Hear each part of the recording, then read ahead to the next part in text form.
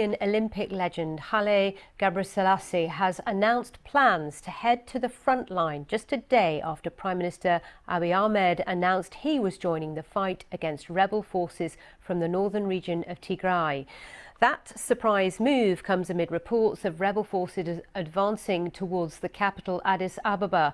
Their latest gain is the town of Shewa Robit, which is on the main road linking the capital to the north. The BBC's Emmanuel Nguza has more from Nairobi. It's a startling moment.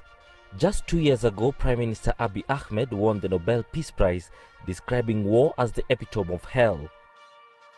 Today, he's threatening to march in person to the battlefront to join his troops in the year-long war against the Tigray People's Liberation Fighters. The TPLF, which has joined forces with another rebel group, the Oromo Liberation Army, have dismissed the statement and claimed to have captured key towns and cities as they advance south towards the capital Addis Ababa. The government denies this. Supporters of the Prime Minister have cheered him on, calling him brave, but critics say it's just a publicity stunt by Mr. Abiy, who once served in the military. This has been a devastating war. There have been casualties, thousands killed and millions displaced by the conflict. Ethiopia declared a state of emergency at the beginning of November. The UN says nearly 500,000 people are living under famine-like conditions. Even aid workers have been targeted. Nearly 30 have been killed since fighting broke out.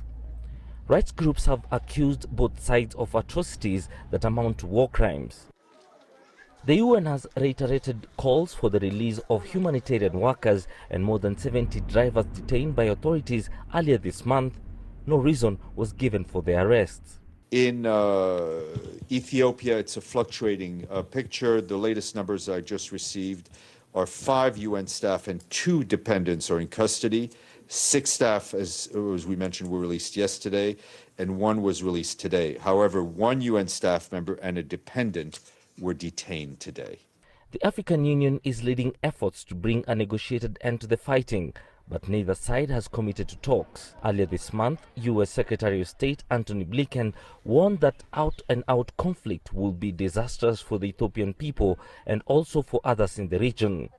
At the root of the war is a disagreement between Prime Minister Abiy and the TPLF, which for almost 3 decades dominated the whole country.